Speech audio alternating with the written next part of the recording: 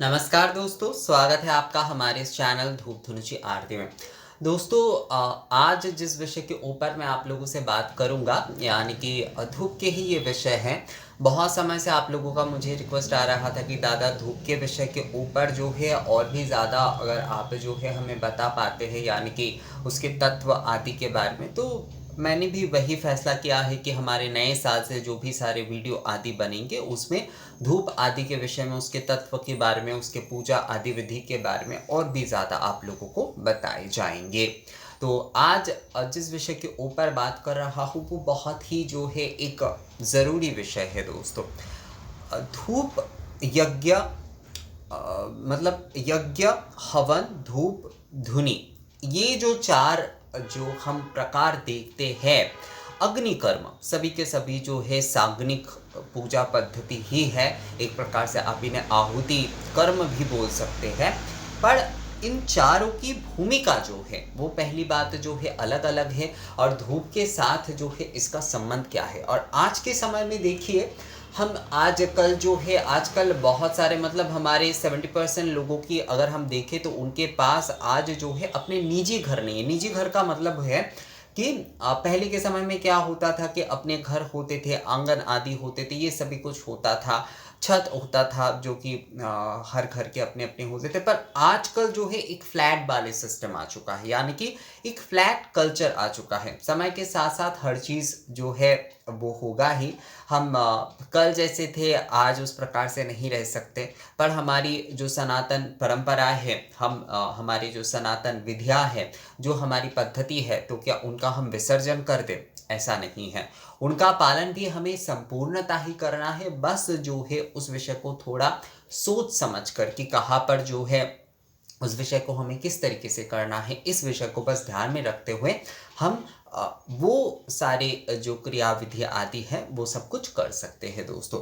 तो यज्ञ जो कि खासकर जो है जब जो है वैदिक समय काल में, असल में कली काल जो है वो यज्ञ काल नहीं है। कली काल में यज्ञ आदि जो है वो सफल नहीं होते हैं। इसीलिए जो है कलयुग में जैसे कि अश्वमेध यज्ञ नहीं होते हैं, कलयुग में जो है राजसूय यज्ञ नहीं होते, अग्निष्टोम यज्ञ नहीं होते, ये सारे यज्ञ आदि जो है वो नहीं होते क्योंकि ये फलदायी नहीं होता है। तो जैसे कि दुर्गा पूजा आदि जो किए जाते हैं, नवरात्रि के पूजन आदि, कहा जाता है कि वो जो है कली काल के जो है महायज्ञ है, यानी कि उसे अश्वमेध यज्ञ के समान कहा जाता है।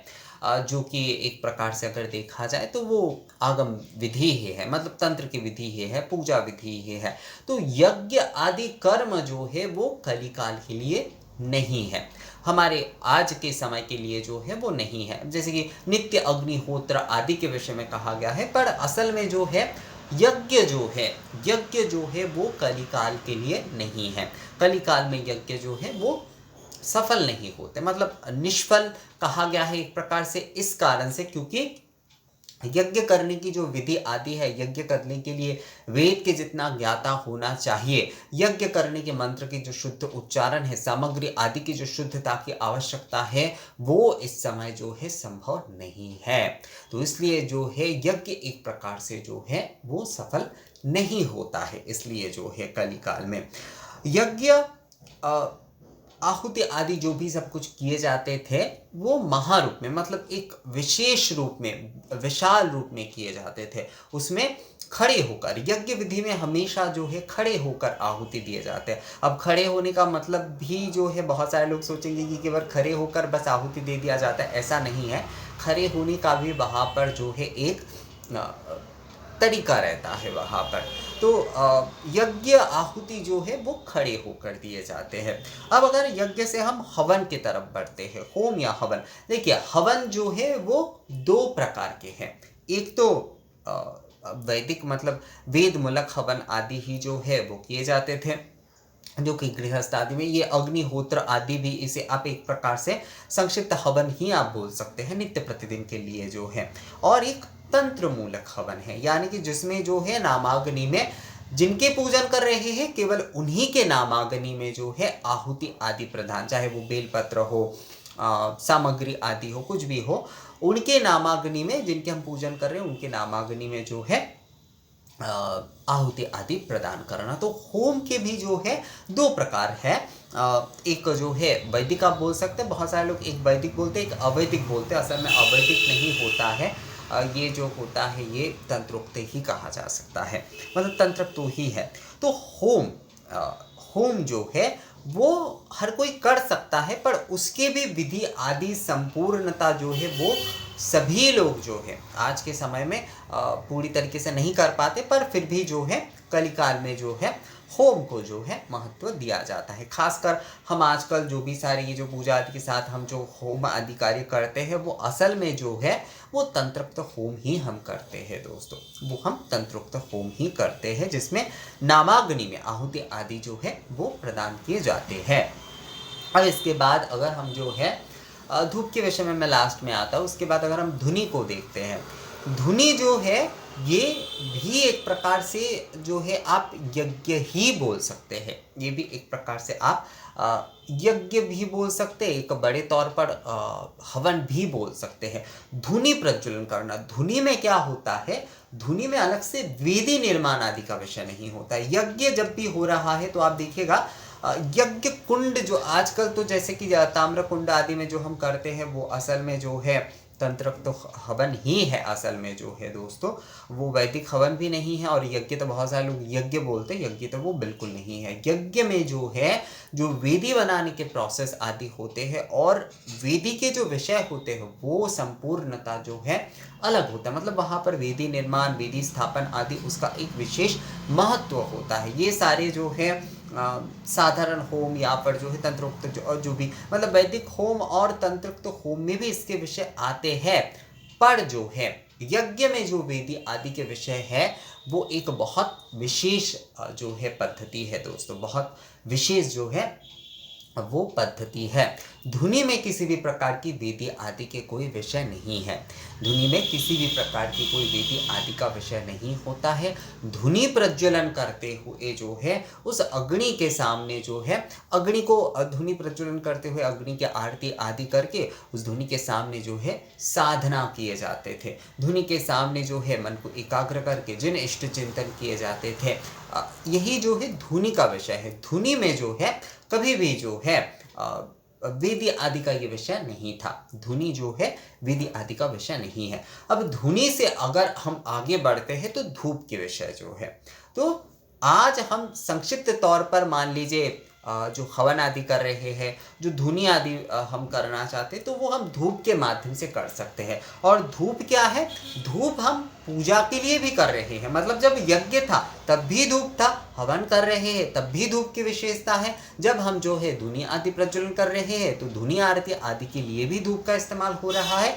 और जब धूप हम केवल निवेदन कर रहे हैं, नित्य प्रतिदिन धूप हम निवेदन कर रहे हैं, नित्य प्रतिदिन धूप हम आरती कर रहे हैं, केवल अगर हम मतलब मान लीजिए केवल आरती धूप आरती करके ही नित्य प्रतिदिन की पूजन कर रहे हैं, तो वो भी एक प्रकार से हमारे जो है फल स्वरूप जो है यज्ञ फल दे रहे हैं। मतलब जो यज्ञ जो है हम आज नहीं कर पा रहे हैं उस वेद मंत्र आदि ये सब कुछ के साथ, जो कि कलिकाल में करना संभव नहीं है, वही फल जो है अगर हम नित्य प्रतिदिन धूप आरती आदि करते हैं तो उससे भी हमें जो है वही फल जो है मतलब धूप के ही जो यज्ञ धुनी आदि करने का जो है वही फल जो है हमें जो है धूप आदि करने से भी होता है। हम अपने इष्ट को धूप कर रहे हैं, हम मान लीजिए जिन्हें भी अपने इष्ट मानते हैं उन्हें जो है धूप निवेदन करते हुए हम धूप नैवेद्यम कर रहे हैं, हम जो है उनकी धूप आरती कर रहे हैं। आप धूप हवन कर सकते हैं, आप जो है धूप धुनी प्रज्वलन कर सकते हैं। मतलब गृहस्थ अगर जो है एक प्रकार से अपने ईश्वर की अपने इष्ट की ध्यान लगाना चाहे और उस समय वो कोई साग्निक कर्म करना चाहते हैं, तो अब घर पे तो बहुत बड़े तौर पर धुनी संभव नहीं है, पर धूप धुनी जो है वहाँ पर धुनुची पात्र में जो है धूप धुनी वहाँ पर प्रज्वलन करके भी जो है ध्यान किया जा सकता है। ये गृहस्थ साधना बोले जा सकते हैं दोस्तों। मतलब धुनी के सामने जो है वहाँ पर भी धूप धुनी जलाकर जो है ये इष्ट चिंतन किए जा सकते हैं, मन को एकाग्र किए जा सकते हैं। मतलब धुनुची धूप पात्र में जो है धूपाग्नि प्रज्वलन करते हुए धुनी प्रज्वलन करते हुए उसकी आरती आदि करके अब वहाँ पर इष्ट चिंतन, तो धूप के माध्यम से धूप धूप एक परिपूर्ण विधि इसी कारण से है कि उसमें यज्ञ विषय भी है। आप जो है संक्षिप्त आदि से हवन करना चाहते, केवल आहुति आदि नित्य प्रतिदिन 8 आहुति आदि आप करना चाहते तो वो भी आप धूप में कर सकते हैं। धुनी आदि के जो विषय है वो भी आप कर सकते हैं। उसके साथ साथ धूप के विषय, धूप जैसे कि सभी धूप के पूजन आदि, निवेदन आदि, आरती आदि, ये तो है ही। तो धूप के विषय जो है ये एक संपूर्णता, मतलब धूप एक संपूर्ण पद्धति है, एक जो है परिपूर्ण पद्धति है। ये धूप के बारे में असल में हम लोग आजकल शॉर्टकट करने के लिए हम क्या करते, धूप बत्ती अगरबत्ती जला देते हैं, पर ये सारी विधि जो है हमारे पूर्णतः वो जो यज्ञ विधि से, यज्ञ हवन धुनि आदि के विधि जो है उसे पूर्ण नहीं कर रहा है। मतलब ये हम सनातन प्रक्रिया से नहीं जा रहे, ये हम शाग्निक पद्धति से नहीं जा रहे हैं। देखिए हमारी कोई भी पूजा हो, देखिए ना, कहते जैसे शास्त्र हमें ये कहता है कि आप जो है अगर पूर्णतः पूजन आदि भी नहीं कर पा रहे, निवेदन आदि विधि आपको नहीं आ रहा है, तो आप केवल धूप दीप निवेदन करते हुए आरती करिए, यानी कि धूमची धूप पंच दीपक आदि निवेदन करते हुए केवल मात्र आप आरती करिए। उससे ही जो है आपको जो है पूजा का पूर्ण फल मिलेगा, क्योंकि धूप जो है वो एक परिपूर्ण विधि है दोस्तों। उसमें आप यज्ञ विधि भी, मतलब यज्ञ विधि यज्ञ फल भी आपको मिल रहा है। वैदिक होम, अग्निहोत्र, तंत्रोक्त हवन आदि के जो आहुति विषय है वो भी आपको धूप में मिल रहा है। जो धुनि आदि के, मतलब धुनि साधना आदि के विषय है वो भी आप अगर गृहस्थ रूप में साधना के तौर पर ध्यान चिंतन करना चाहते तो वो भी आप वहाँ पर कर सकते हैं। और धूप आदि निवेदन, धूप आरती आदि धूप के जो विशेषता है, यानी कि धूप के जो पद्धति है, धूप पूजा आदि के जो पद्धति है वो तो धूप में है ही। तो सभी कुछ लेकर जो है धूप एक परिपूर्ण जो है पूजा विधि हो जाता है, एक जो है साधना विधि हो जाता है, एक जो है यज्ञ हवन फल देने वाला जो है शाग्निक पद्धति भी हो जाता है। तो धूप इसीलिए जो है दोस्तों बहुत विशेष है।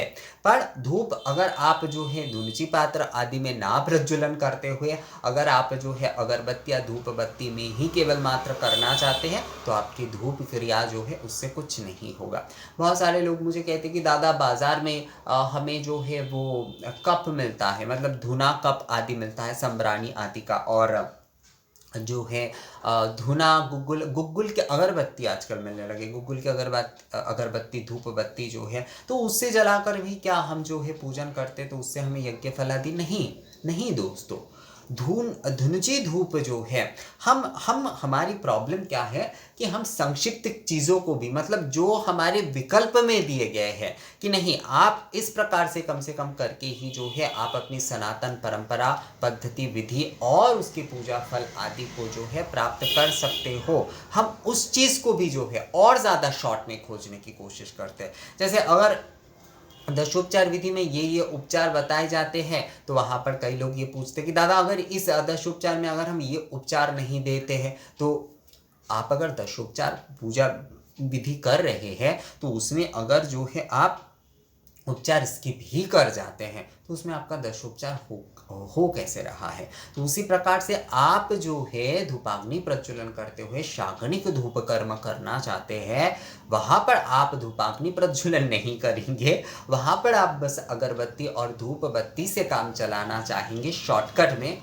तो आपका जो है हम मेहनत नहीं करना चाहते और फल प्राप्त करना चाहते हैं। हमें यज्ञ फल चाहिए, हमें जो है ध्यान आदि के साधना के फल चाहिए, पर हम जो है मेहनत नहीं करेंगे। नित्य प्रतिदिन हम धूप आरती नहीं कर पाते हैं क्योंकि हमें ये आलस होता है, हम हर चीज़ में जो है शॉर्टकट ढूंढते हैं।